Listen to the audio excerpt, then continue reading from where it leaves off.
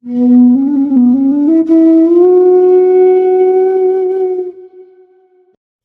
is the essence of reincarnation according to Hindu philosophy, and why is it central to understanding the journey of the soul?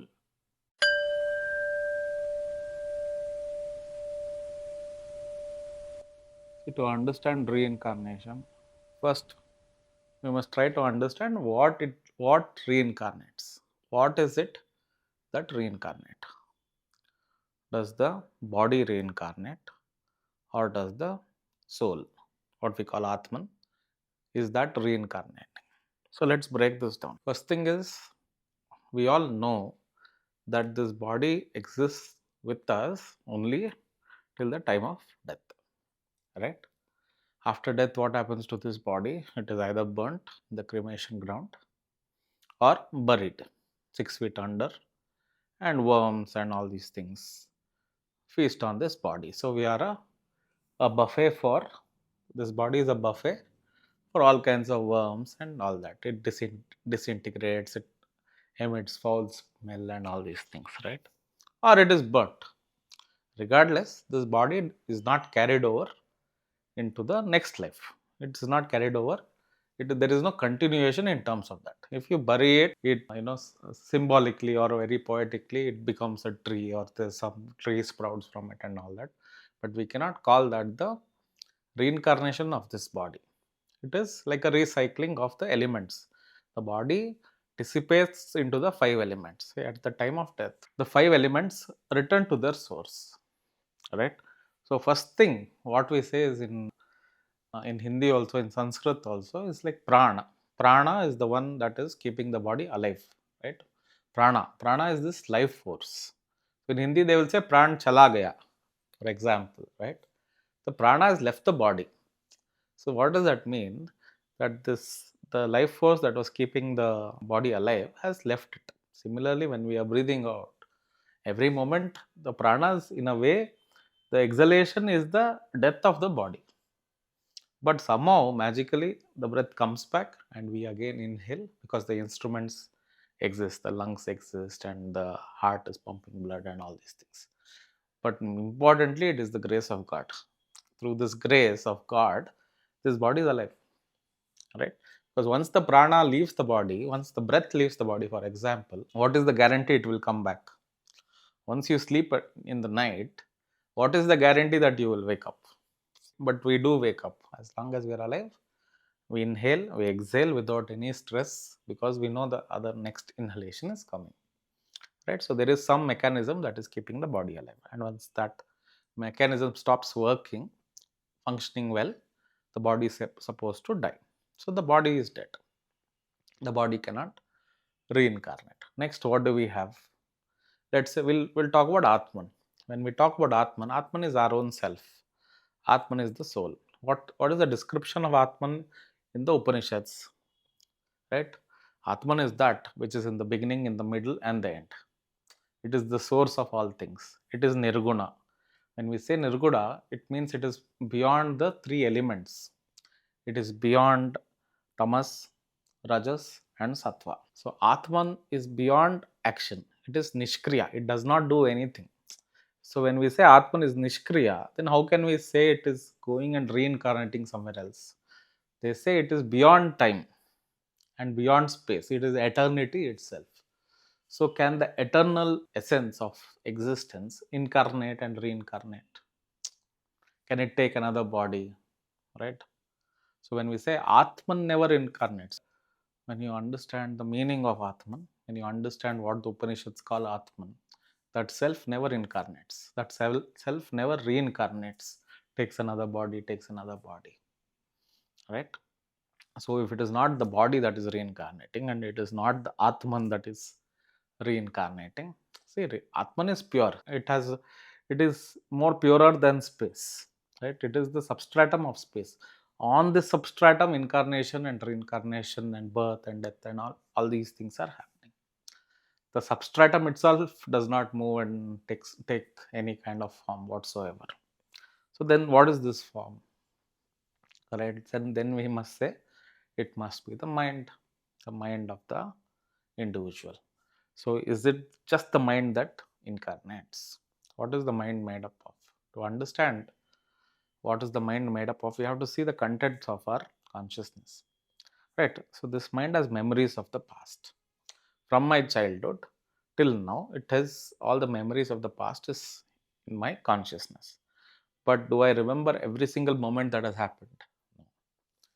There is a continuation of this identity. Saying if I am Kanchi, there is a continuation of this identity from birth to now. Because when I was born, the mind was different, right? The mind did not know how to speak a language. I couldn't speak.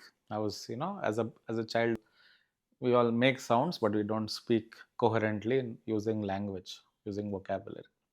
And then as a child, my contents of my mind were different. My desires were different, right? What does a child want? He wants to play.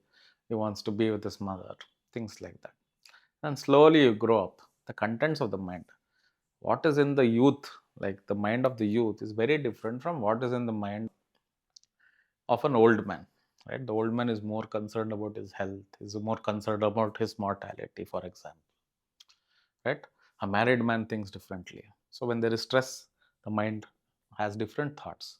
See, whatever seems so powerfully important right now, in a year it might mean nothing at all. And what was very important and what was very stressful and fear, evoked fear in you, it has no value now. And you look at those things and you laugh. So what does that mean? The mind is every moment incarnating, it is shifting shape, right? What is the So basically mind is nothing but thoughts and thinker. What is in your mind today is not what it will be tomorrow. So today's thoughts are very different from afternoon thoughts. Afternoon, whatever thoughts I have will be very different from the evening thoughts. And in the night, I will have different thoughts. And again, next day morning, it will change. So the mind is this chanchala. It is always jumping from one branch to another. So now we know that even the mind is constantly changing. It is dying every minute because any thought that arises dies immediately. So now we see the body cannot incarnate. The Atman never incarnates. Then and the mind also is not incarnate. We cannot say it's incarnating because it is dying every minute. So what is incarnating then? So our Shastras talk about something called Jiva. Jiva is the individual consciousness. Jiva is not Atman. Mind exists for the Jiva. Mind appears for the Jiva. And Jiva appears in consciousness. Jiva is the wrong identity of the self. I am Kanchi. I am this person. I exist. This is my body. This is my mind. This wrong identity. Why is it wrong identity? Because the mind, there is no continuity as such. The memory, even the memory capsule, is a flawed conception. Because what I think my life is, it is not like that. If I only connect the dots that make me happy in memory, in my memory, then I will think I had a very happy childhood, very happy life. But when I connect all the things that made me sad, for example, I'm a sad person, it makes me depressed. My life is a failure. So memory capsule, whatever arises, is also not in our control. What I remember also is not in our control. It's not in my control. What I want to remember also is very tough. So this Jivatma is like a bubble in the ocean. The ocean is Atman, and this bubble is Jivatma, Jiva. Jiva is only wrong identification. So what reincarnates is necessarily, it is only this Jiva that reincarnates. The body dies, the prana leaves the body, the five elements are dissipated. The mind, all the knowledge of today's knowledge, whatever I need, all that to an extent is also, it also disappears with the life. But this jiva is made up of, how then does he incarnate? This jiva is made up of impressions. These are called samskaras, right?